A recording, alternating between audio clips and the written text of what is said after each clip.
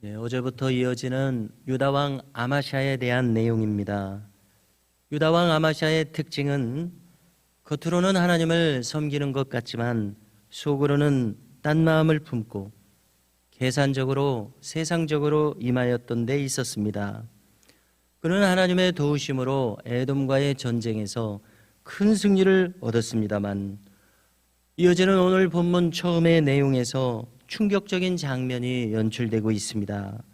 그는 승전했으면서도 오히려 에돔인들의 신들을 가져와서 자기의 신으로 정하고 섬기며 경배하고 분향하는 장면을 보이고 있습니다. 에돔 족속의 조상은 에서로서 이방 여인과 결혼한 것으로 인하여 부모님의 마음을 아프게 한 적이 있었습니다. 결국 그는 하나님을 믿는 신앙을 아마 버리고 이방신을 따랐던 것 같습니다. 그래서인지 에돔인들은 이방의 우상을 숭배하고 있었는데요, 바로 이 신들을 자기의 신으로 정하고 가져왔던 것입니다. 이에 대해서 어떤 주석가는 이렇게 해설을 합니다. 에돔 신이 에돔인을 버리고 유다의 아마샤를 도와서 승전하게 했으니까 자기 편에 선 신이라고 생각하고 이렇게 섬기게 되었다, 이런 관점에서 풀이하기도 합니다. 아무튼 이 일을 통해서 아마샤는 온전한 마음으로 하나님을 섬겨왔던 것이 아님이 증명되고 있습니다. 당연히 이 일에 대해서 하나님께서는 진노하셨습니다. 이에 선지자를 왕에게 보냈습니다. 선지자는 말합니다. 어째서 에돔인을 구하지도 못한 그 신을 섬기느냐 말하기 시작했습니다. 그런데 아마시아 왕은 그의 말을 막으면서 너를 언제 우리의 참모로 삼은 적이 있느냐고 하며 그치게 하고 위해를 가하겠다고 겁박을 했습니다. 여기에 대해서 선지자가 말합니다.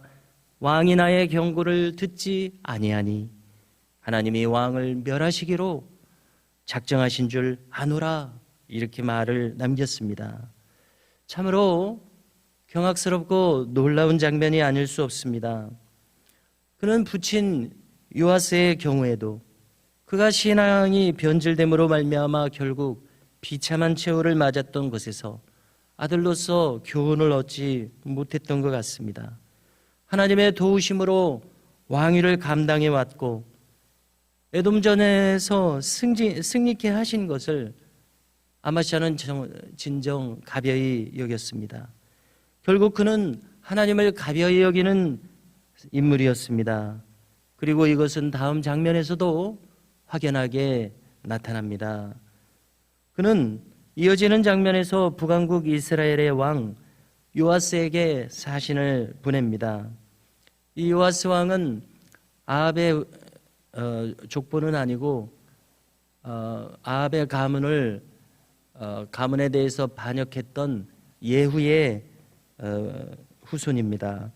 이 북왕국 왕에게 사신을 보냅니다. 공교롭게도 그의 부친과 동명인 왕인데요, 사신을 통해서 오라 대면하자, 이렇게 전했습니다. 이 말의 뜻은 전쟁을 벌이자는 선전포고였습니다. 오늘 이어지는 내용을 보면 이것이 선전포고임을 알 수 있습니다. 이 선전포고를 듣고 북왕국 이스라엘 왕 요아스가 답신을 보냈습니다. 답신의 내용은 비유로서 쓰여졌습니다. 레바논의 가시나무가 레바논 백향목에게 전가를 보내었다. 내 딸을 내 아들에게 주어 아내로 삼게 하라. 그 결과가 무엇인 줄 아느냐? 레바논 들짐승이 지나가다가 그 가시나무를 짓밟았느니라. 이렇게 외교 서신이 비유로서 쓰여졌습니다. 자, 이 비유는 무슨 의미이겠습니까? 못생긴 레바논의 가시나무는 유다왕 아마샤를 가리킵니다. 저 뛰어난 백향목은 북왕국 왕 요아스 자신을 가리킵니다. 혼인에 대한 언급이 있었던 것은 유다의 아마샤가 자신들의 선대왕들처럼 북왕국의 혼인 동맹을 요청했던 것으로 보인다고 어떤 주석가는 해설을 합니다. 그리고 들짐승에게 짓밟히는 것은 유다가 그리 될 것이니 이에 대해서 주는 경고의 메시지입니다. 오늘 본문 20절을 보니까 아마시아는 북왕국 왕의 이 경고를 듣지 않았다. 이렇게 기록합니다. 그래서 이 아마시아 왕의 특징은 이제 너무나도 완고해지고 고집이 세져서 전혀 남의 말을 듣지 않는 것이 그의 특징이 되었습니다. 그는 하나님도 거절했습니다. 하나님의 선지자의 말도 무시했습니다. 상대공황의 심각한 경고도 무시했습니다. 그래서 자기만의 완고함에 갇혀서 주변의 말을 전혀 듣지 않고 하나님의 말을 듣지 않는 모습으로 나타나고 있습니다.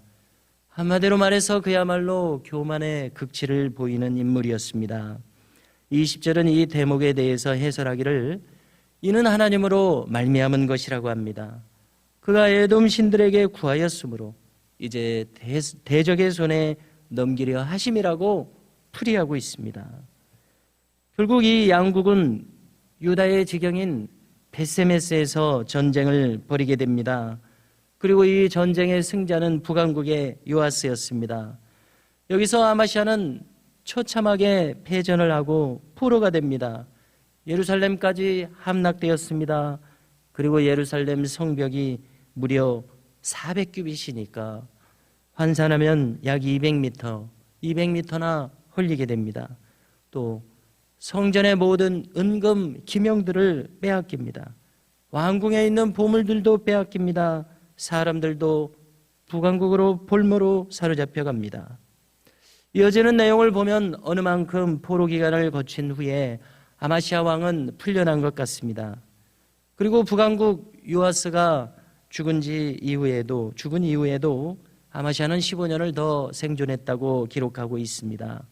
이런 왕에 대해서 유다인들은 반역을 일으켰습니다. 그리고 그 이유는 그가 여호와를 버렸기 때문이라고 분명하게 밝혀줍니다. 반역을 당하자 그는 유다의 남부에 있는 블레셋과의 접경 성읍인 라기스로 도망했습니다. 그리고 그는 거기서 보내어진 자객에게 죽임을 당합니다. 이렇게 비극적인 결말을 맞았다고 오늘 성경은 기록합니다. 유다왕 아마시아라는 인물에 대한 평가를 한번 내려보십시오. 한마디로 요약할 수 있을 것입니다. 한마디로 말해서 그는 듣지 않는 자였습니다. 선지자의 경고 듣지 않았습니다. 상대국 왕의 경고. 귀담아 들었다면 살 길이 생기고 기회가 있었을 것입니다. 그러나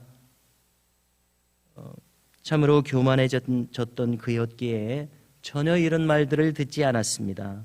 오늘 말씀을 대하면서 우리는 이것을 비추어 생각해 볼 때 우리는 그와 달리 부드러운 마음을 가지기를 힘쓰고 수용적인 태도를 가짐으로 말미암아 들을 수 있는 귀가 우리에게 있기를 바랍니다.